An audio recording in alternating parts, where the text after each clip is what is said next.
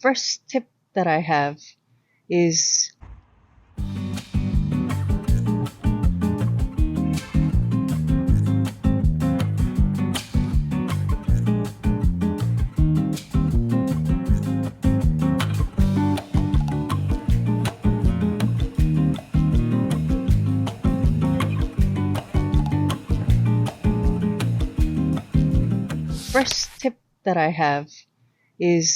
have friends from different age groups.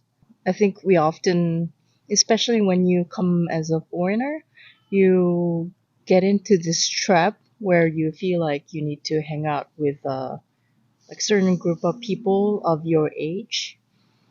But I would say different generations just have different expressions and different, like they use different phrases. You just get in-depth understanding of how the language is used in that country from different generations. So I think it's important that you expose yourself to not just similar age group of friends, but also in general, like different people. Would you agree? I think so. I think it's also very important, like even more so than just having kind of a variety of friends of different ages. Having friends that you speak the language you're trying to learn with is extremely important if you want to pick up a language quickly. I agree.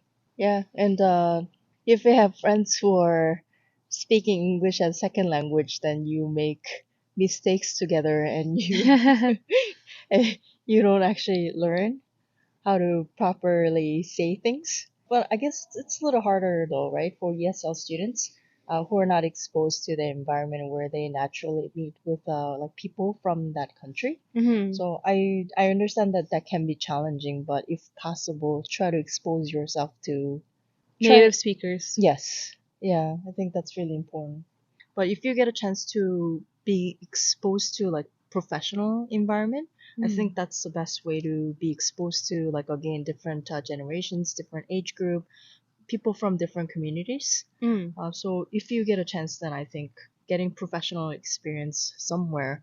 If you're trying to learn English, then English speaking country, I think it'll help you quite a lot.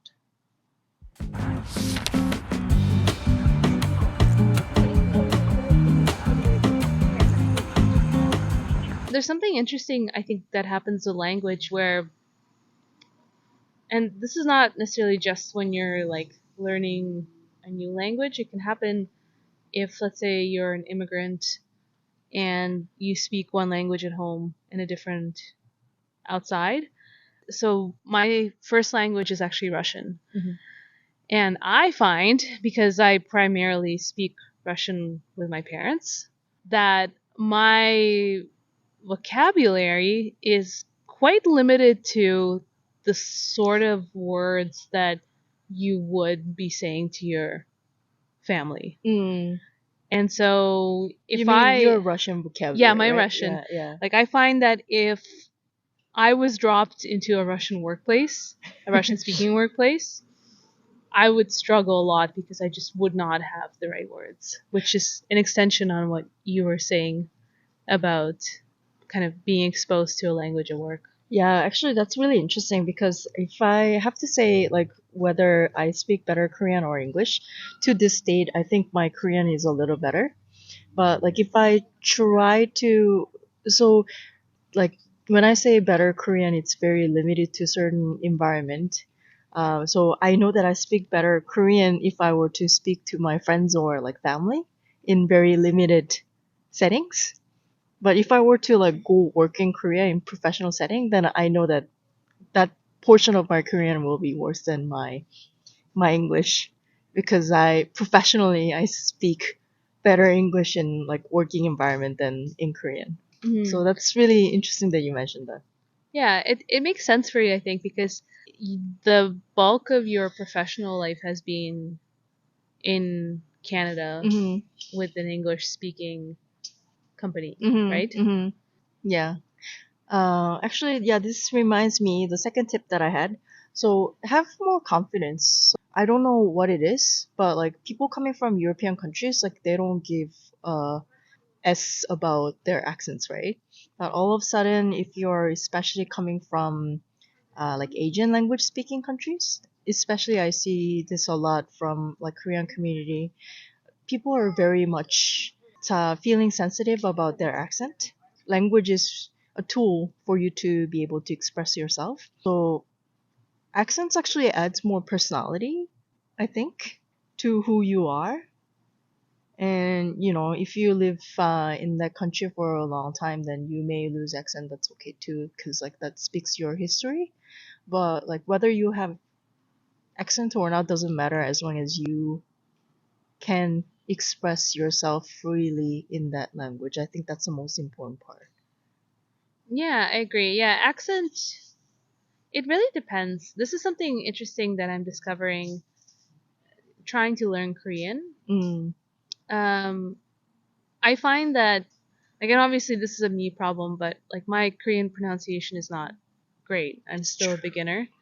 But the problem is that because like you're from a country where like everyone speaks Korean well, there mm, aren't as many immigrants in Korea as there are in North America. mm-hmm, So I find that native Korean speakers, in my personal experience so far, are like you kind of you don't understand an accent mm-hmm.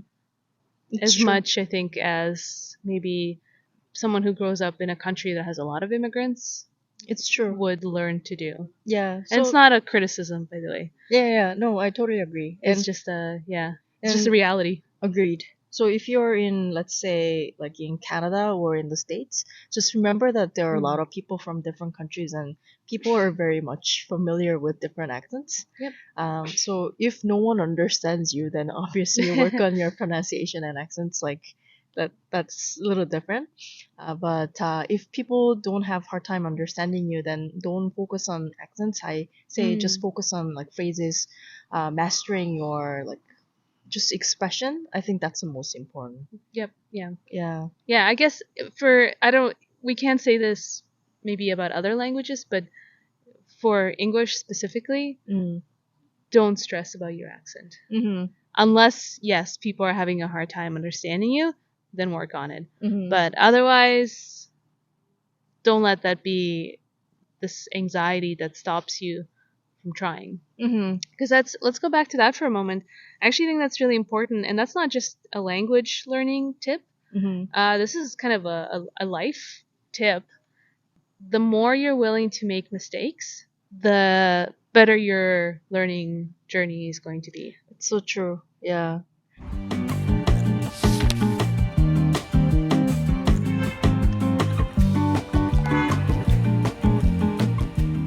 Third tip is definitely be willing to be exposed to literature of that culture. So this is something that I still need to work on myself, but like reading books or listening to like songs, like reading news or like anything really, like podcasts, or try to immerse yourself to like literature. Reading, this is obvious. This is why when you're learning a language in a classroom setting, there's always going to be a reading component to it Mm-hmm. because it is a good way to learn a language. Mm. But I think what you're trying to say is don't just be limited. Like, you don't have to read a book necessarily. Reading can come in different forms. Participating in some sort of forum, because you are probably going to be more exposed to slang and less formal versions of the language. But yes, articles as well. Reading the news. And also shows. Yeah. Pick one show that entertains you, and I think it's not just entertaining, but also you get to indirectly experience the lives of the characters. So I think it helps with the language too. Yeah, I think that covers pretty much everything, right? Those are big ones. Yeah. Yeah. So again, summarizing tips: don't worry about your accents. I guess if you get a chance, try to expose yourself to native speakers, and don't feel too anxious about making mistakes. even native English speakers sometimes don't say things right, or like they make mistakes. So be generous to yourself, and also try to expose yourself to literature or entertainment of that culture, so that you not only learn the language but also like current trend and different ways of expressions. Yeah, well, thank you for listening in. The summer's ending here, but today the weather feels very much like summer, so we will enjoy the walk a little more.